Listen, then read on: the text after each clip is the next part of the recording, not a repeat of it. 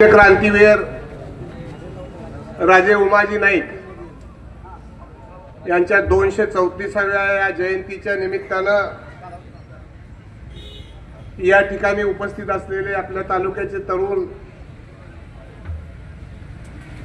आमदार, आमचे सहकारी सन्माननीय डॉक्टर बाबासाहेब देशमुख, आपल्या सगळ्यांचे आमचे ज्येष्ठ नेते, या तालुक्याचे माजी आमदार, कार्यसम्राट पाणीदार माजी आमदार आदरणीय बापू, व्यासपीठावर उपस्थित असलेले आमचे ज्येष्ठ सहकारी, या नगरीचे माजी नगरसेवक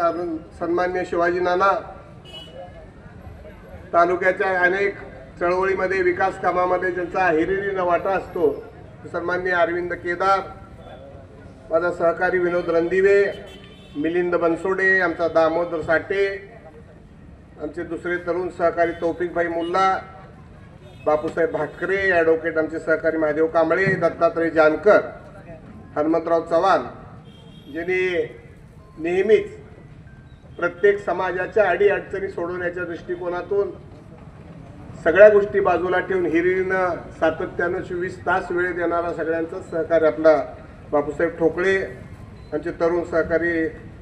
गुंडा खटकाळे, समीर पाटील, माझे सहकारी बाबा बनसोडे, येसूबाई फारूक, दुसरे आमचे शौकतबाई, ॲडव्होकेट माने, आद्य क्रांतीवीर उमाजी नाईक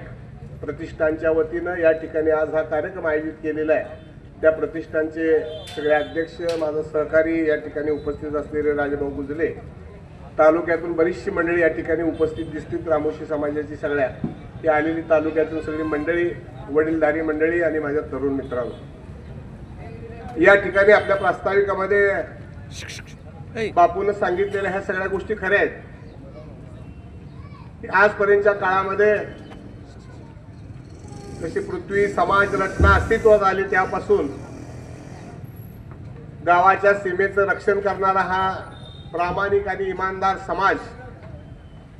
आजपर्यंतच्या काळामध्ये अनेक राज्य व्यवस्थेमध्ये उपेक्षितच राहिला। ब्रिटिशांच्या काळामध्ये घराच्या बाहेर यायची अडचण होती, अशा काळामध्ये राजे उमाजी नाईकांनी त्यावेळेला बंड केलं, छातीवर गोळ्या घेतल्या आणि देशाच्या या स्वातंत्र्य लढ्यामध्ये